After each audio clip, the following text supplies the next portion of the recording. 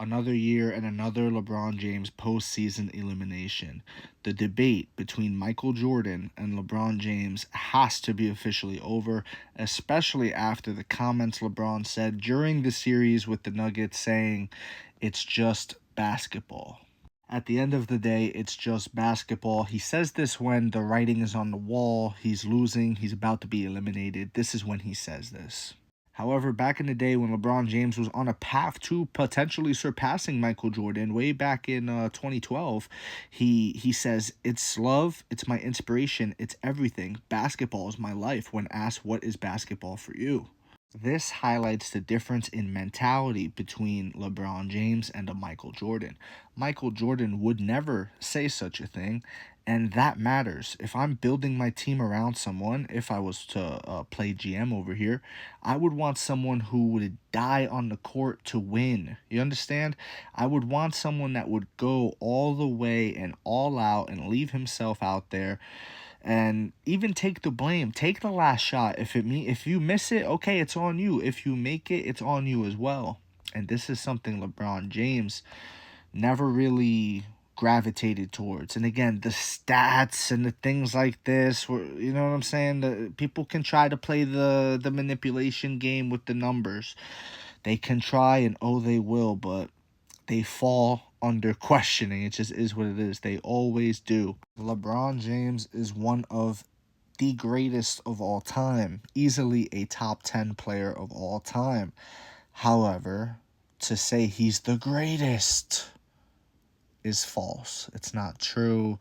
And again, it really comes down to not even necessarily what he does on the court. Like, yes, because that plays a part into it, right? Like when he has a mental breakdown, when J.R. Smith starts doing all this stuff and makes a big time boneheaded play, and rather than showing strength as the leader of your team and things like that, he's got his head in his hands like this and he's crying. He's literally throwing a tantrum. You know what I'm saying? And if you're on that team and you're looking at the captain of the ship, if you're looking at the guy who's supposed to be the leader, and the leader of all people's got his hands like this and he's screaming and yelling and looking like a 5-year-old that didn't get his favorite toy to play with after a certain time of night, this is just, it's not a good look, and it's dejecting, and it creates negative momentum. And you know who else sees that? You know who else sees LeBron James crying and pouting like that?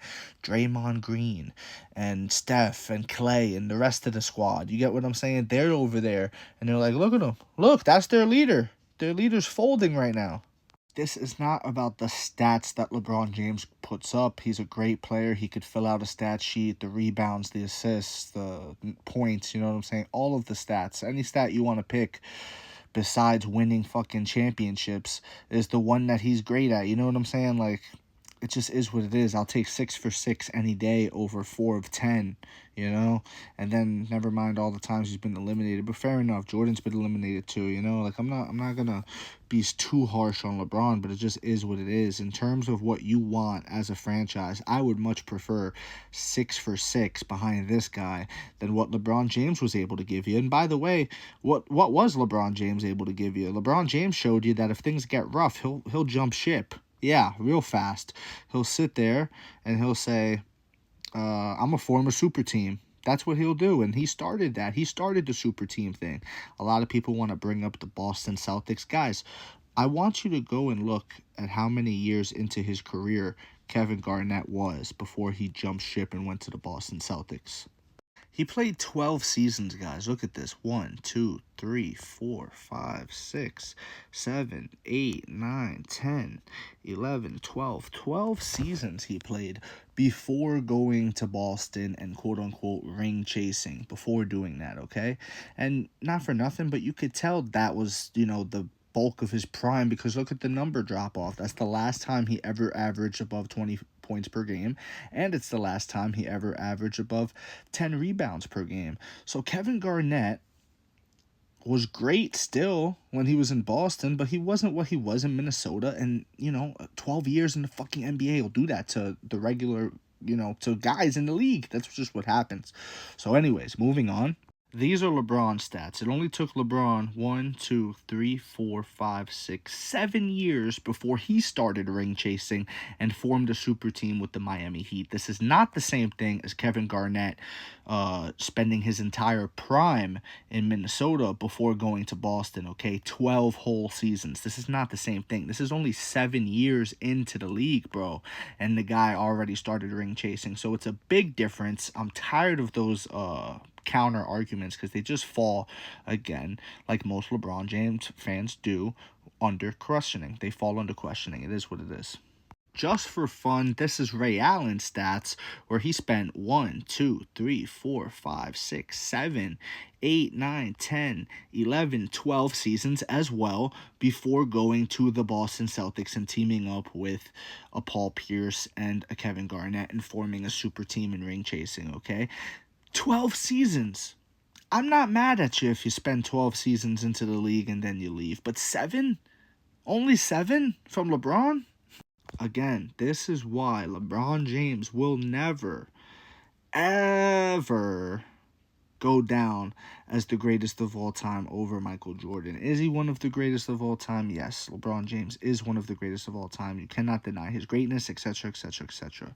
But he's not the greatest. He's not the most dominant. He's a stat stuffer, and there's nothing wrong with that. But, he ain't bringing the rings. He ain't bringing what was promised.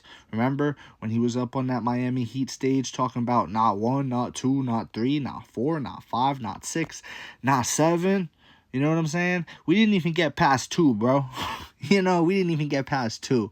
So what are we really talking about here, man? I think it's over. So I would just like to declare that now, that it is in fact over. LeBron James has no chance of beating Michael Jordan in the GOAT debate. It's over. We done with LeBron James. The same way you guys were done with the 90s, quote unquote, and then you guys had to get debunked over time. Turns out Jordan does have a left hand. Let's say he didn't have a left hand. Jordan don't need a left hand to beat LeBron James and all these new school people, guys. Like, that's just the fact. He's that damn good. He don't need a left hand. But he did have a left hand. And yeah, all that we done with the 90s talk. Nah. We done with LeBron James, bro. We done with LeBron James, and it is what it is. So let me know what you think in the comment section below, whether you agree, disagree, does not matter. Just join the discussion, follow for more, and leave a like if you enjoyed the time spent. Thank you. You are all appreciated.